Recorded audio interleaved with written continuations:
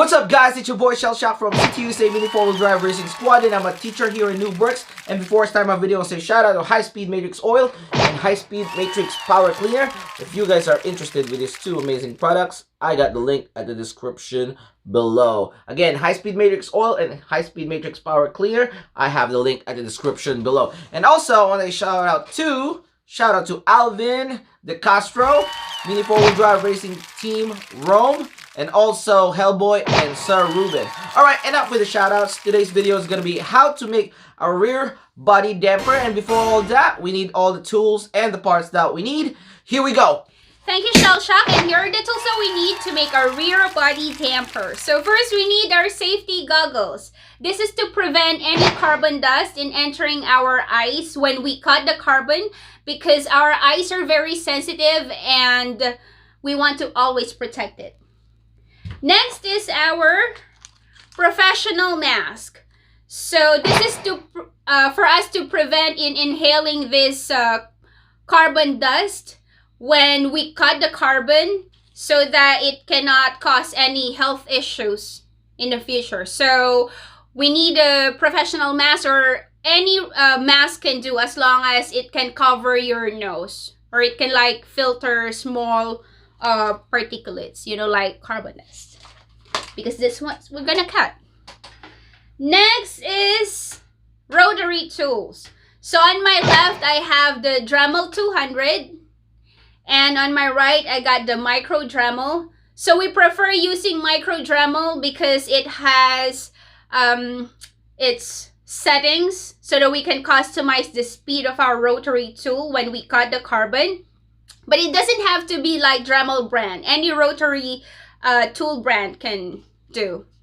And of course, our cutting disc, because this is what we're gonna use to cut the carbon. Okay. And also, we need our mini 4-wheel drive screwdriver. It doesn't need to be Tamiya, but this one is what we need to like tightening any screws that we're gonna put into our body damper. And also our piling tool. So in case we undercut anything, we can always smoothen it with our piling tool. And of course, last but not the least is our metal cutter. But this is like not really necessary, but in case you have like long screws, we can always cut it with this one. So that's it. Back to you, Cielshock.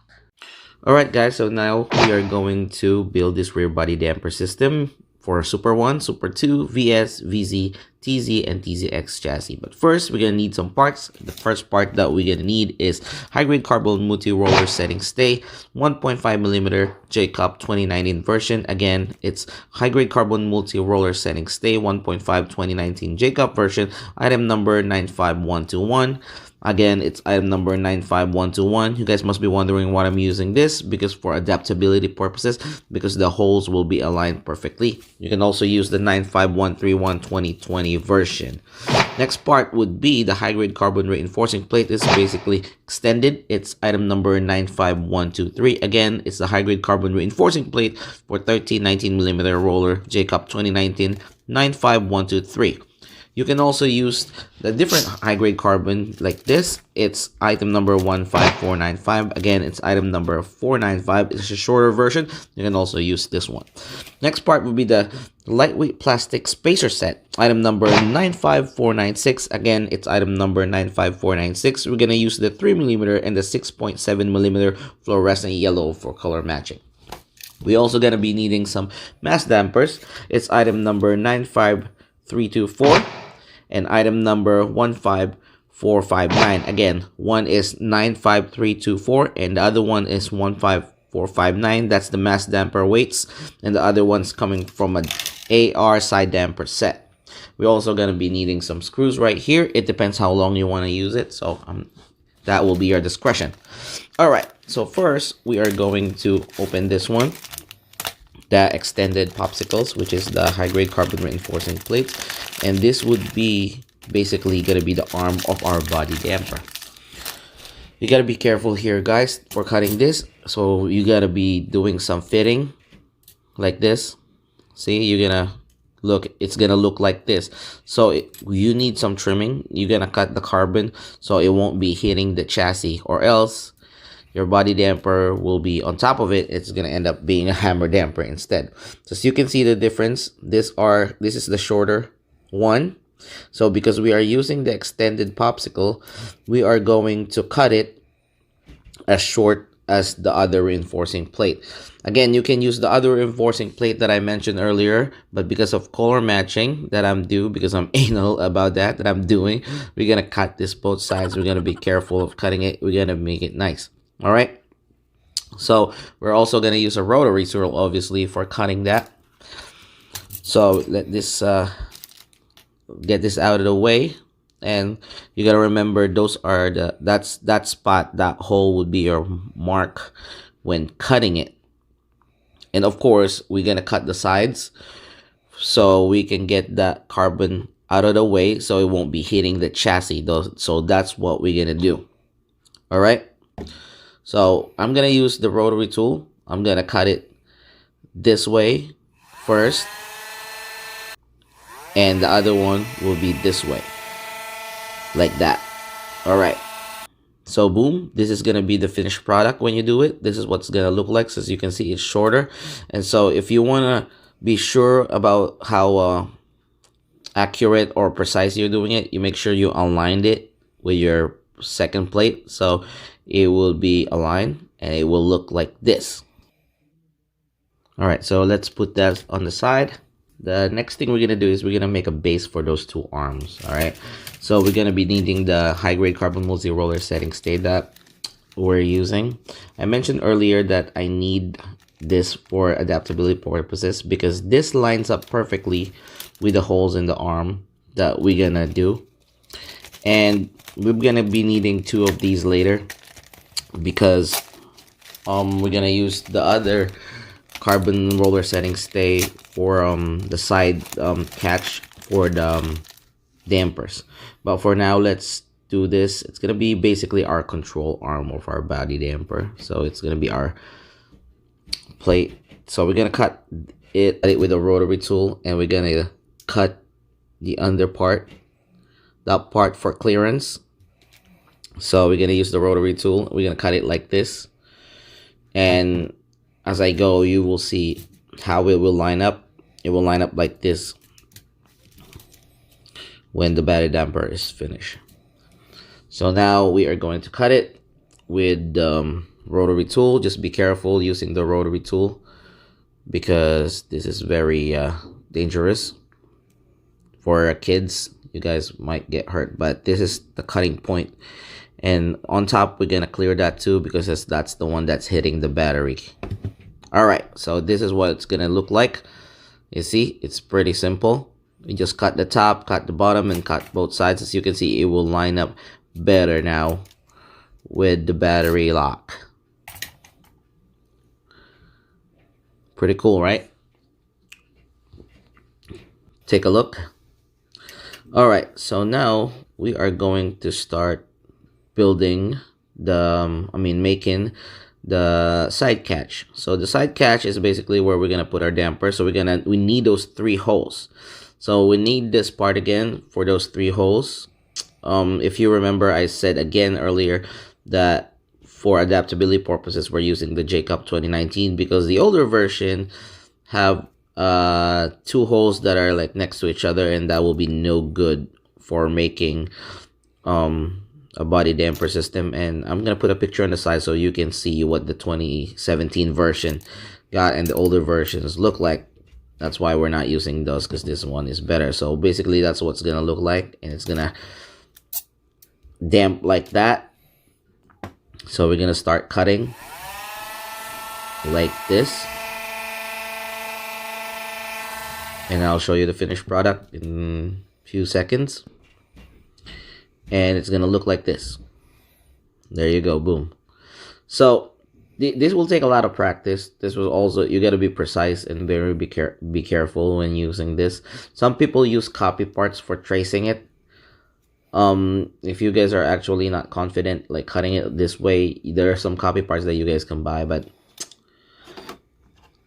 it's really nice to practice on your own. And also you can use the filing tool in case you undercut or you messed up, or you want to smoothen all the cuts that you made. Let's say it's uneven, you can use the filing tool. That's why I mentioned filing tool earlier for the tools that we need. All right, so now we are going to put this on the side. We are going to show you what's gonna look like when it's all lined up. So it's basically gonna look like this. There you go. And then it's basically gonna be your damper catch right there. The reason why I use the damper catch is so I'm more comfortable doing this on a VS, VZ, Super 2 or Super 1, even a TZ and TZX, because I don't like the hanging damper that much because it can get caught in the track. And then you have those two wings on the side, the damper catch, that will help you. All right, so now we're gonna countersunk the sides. I already countersunk it earlier, but I'm using this rotary accessory. If you don't have a counter sinking what you call that part from Tamiya. And now we are going to build this rear body damper. Simple and easy. All right, so now those two screws will go there, and we'll put it like this and put it like that. All right, put the screws.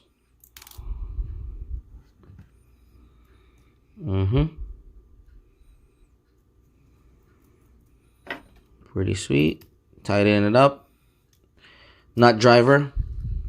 I don't remember what brand I have, but Girly forgot to mention that we need to use some nut driver to tighten it up. So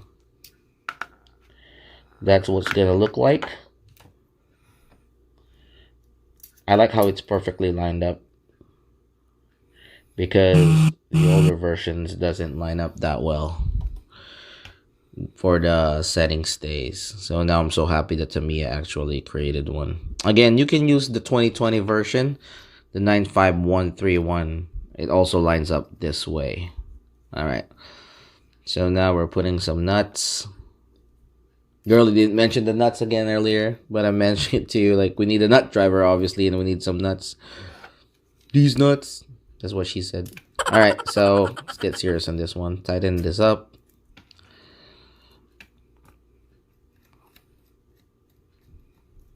And then this is where we're gonna put our dampers, because we have to make it nice and tight too. Make sure it's secure.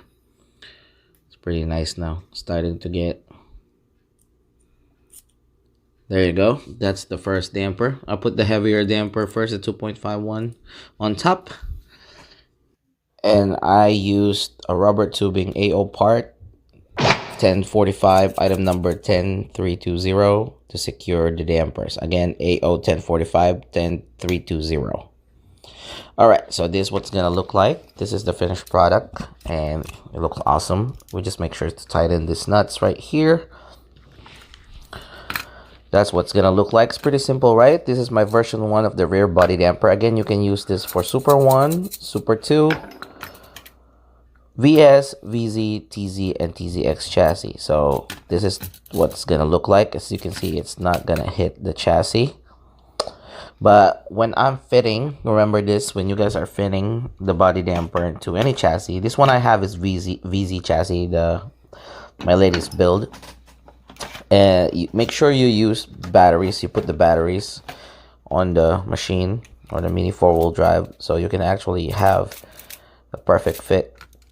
Because sometimes people test fitting without putting batteries. You will not have the exact height.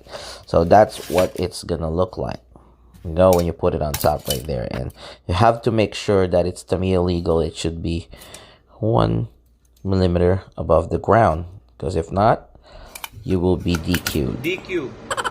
So you just have to be careful when doing that. All right, so now because I have this semi-AT bumper at the rear, we are not gonna use my normal settings for spring settings for this bumper. All right, so we're using metal bearing set, and we're also using the O-ring 3mm. AO1002-94381, again AO1002-94381 metal bushing set, and also AO5042 AO5042 3mm O-ring, item number 84195, black. So we're using the bearing. We'll put it on top like that, put the O-ring, and then put the metal bearings on top, and obviously we have to lock it. I will just use this neon ball cap to color match, but you can also use lock nuts, any type of locking system. As long as it's Tamiya, you can also use the rubber tubing that I used earlier. Yeah, but I'm using this ball caps because I like it fancy.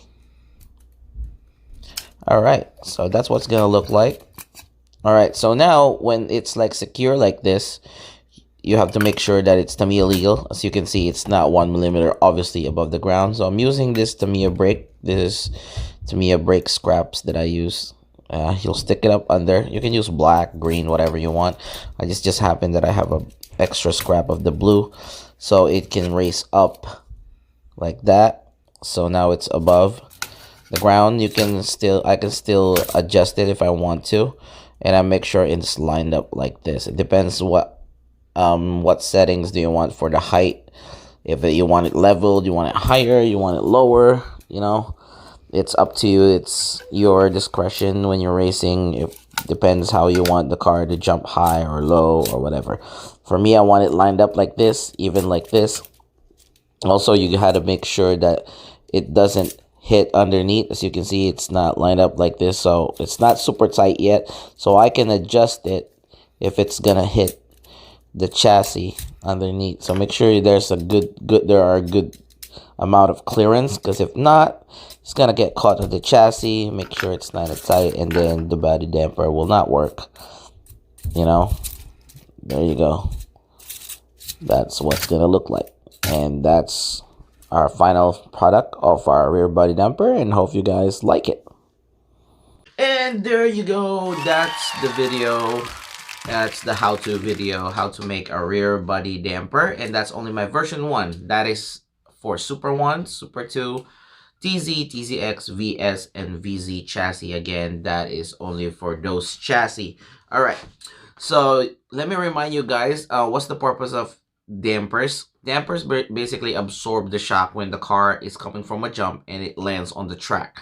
So why do we do body damper? Body damper is basically is better when it comes to landing. It absorbs more shock when it's landing compared to a regular side damper, or where you're trying to put your dampers. Like this is just a normal, you know, rear dampers, and it can't go anywhere. It's just go up and down. The rear body damper can go this way. There are different kind of versions of body dampers, you know, where they specifically put their dampers. So it depends in what direction or where specifically on the car you put the dampers, and that's how it will affect your landing on a jump. And also obviously it depends on the overall weight of the chassis, where the motor is, where's the actual parts that you were putting. But on this specific body damper system, this is a rear body damper, and this is a rear motor car.